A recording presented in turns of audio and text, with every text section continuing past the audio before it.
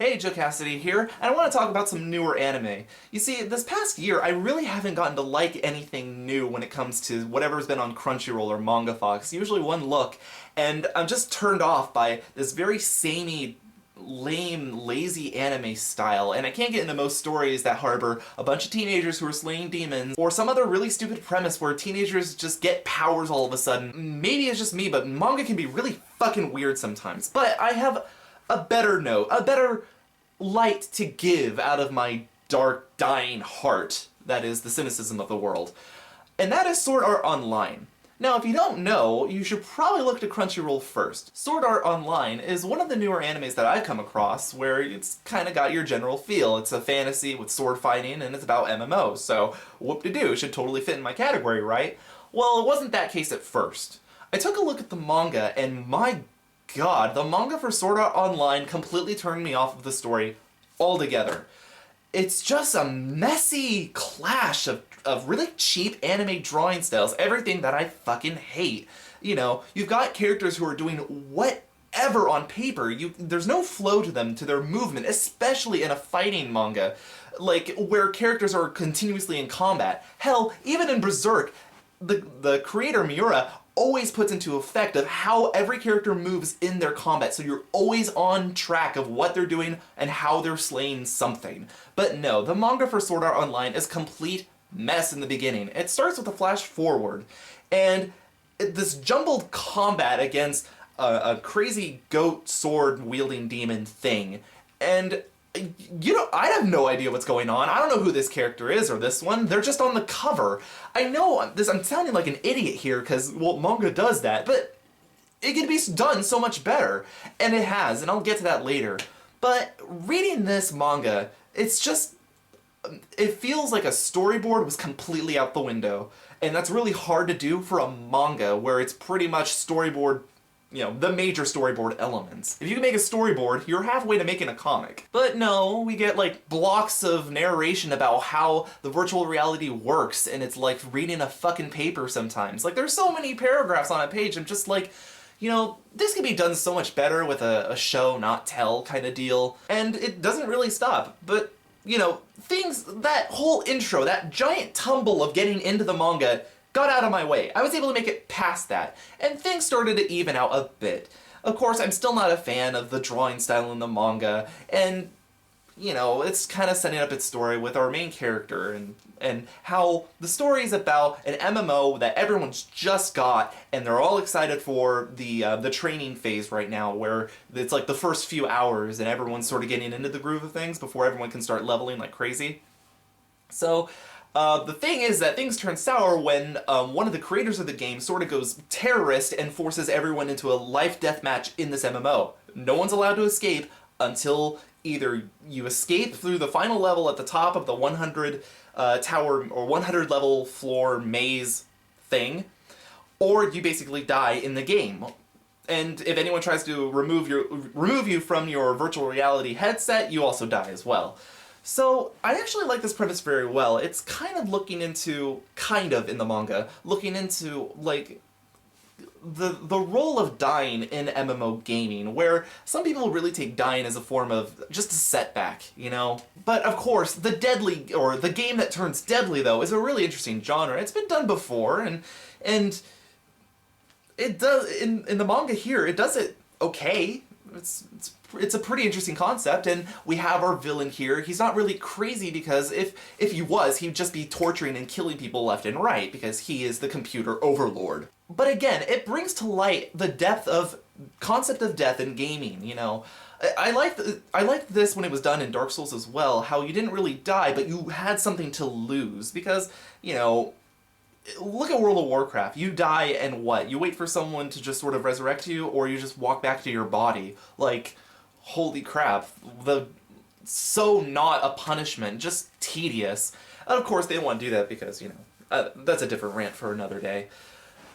But being able to play with life and death in an MMO for realsies, you know, it's interesting enough. And another thing that's interesting about the manga that I'll give it, you know, credit for is the main character. The story focuses on a boy named Kirito, and when he's one of the beta testers, and now he's finally getting into the game for real.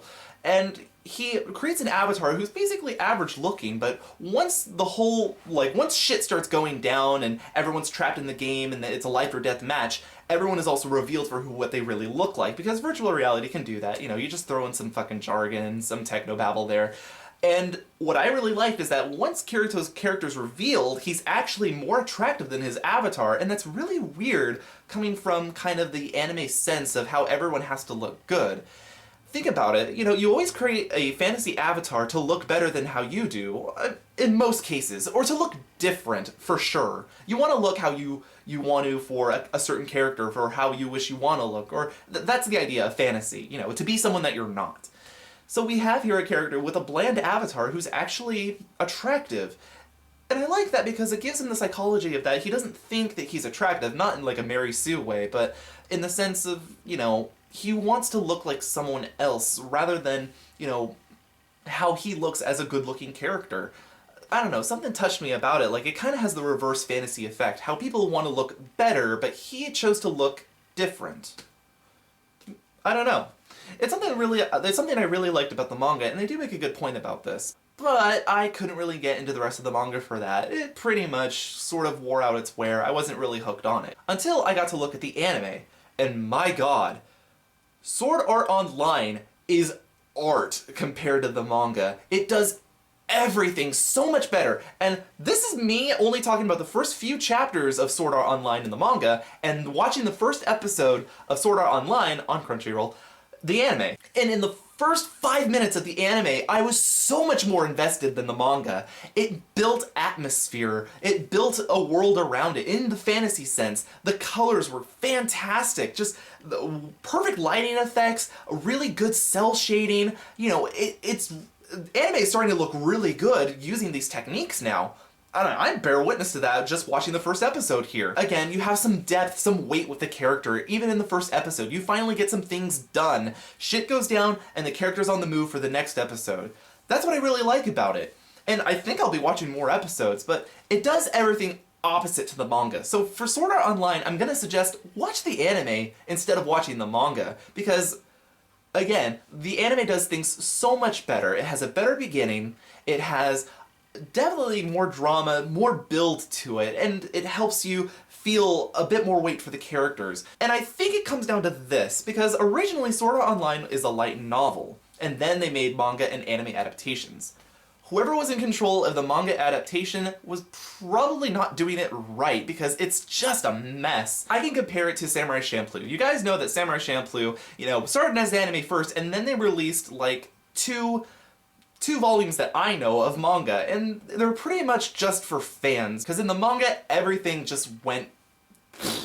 The detail in the Samurai Champloo manga is crap compared to the anime. And we're talking about Genyon here, and they have some troubles with animation as well, but again, I won't get into that. So yeah, I actually thought that the manga was just sort of like, fan material for people who like the anime, because the anime is spectacular.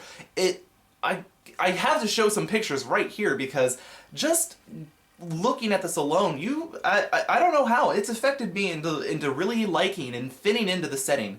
The immersion is impeccable. That's what I'll say. So for Sword Art Online, if you're kind of into the genre of really talking about the question of MMOs and how it affects our escapism, and if you're into the whole like teenagers fighting with swords and stuff, that's also good too, because again, you're in an MMO. Most teenagers do play, and now that the tables are turned where these teenagers like have a reason to pick up and fight, rather than in most like demon slaying genres or high school kids with superpowers that just sort of come off willy-nilly. I can get it. I can get this premise this time around, and I'm actually really excited to see more. So, Sword Art Online, you can see the anime for free on Crunchyroll.com. And as far as the manga, you can get that on Manga Fox for free, but I wouldn't suggest it.